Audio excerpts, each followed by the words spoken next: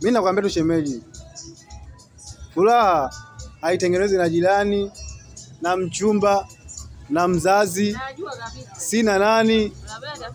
Yaani furaha usipochukua jukumu la kuitengeneza mwenyewe, wewe utakuwa mtu wa kuumizwa kila siku tu. Wewe kila siku utakuwa ni mtu wa kuumizwa, unaumizwa, unalia huku, wenzako wanachekelea tu. Tena maumivu yako ambayo utakuwa unaonesha kwa watu watakuwa wanachukua kama point ya kuumiza tena sasa.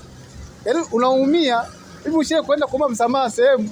Yaani mtu akaenda kuchukua point ya kwenda kumuomba msamaha, ndio kigezo cha kukuumiza wewe. Unajua kwa hicho kitu shemeji. Yaani mtu ameenda kumuomba msamaha ili yaishe, alafu ndio linaanza kuzaliwa tatizo jingine tena.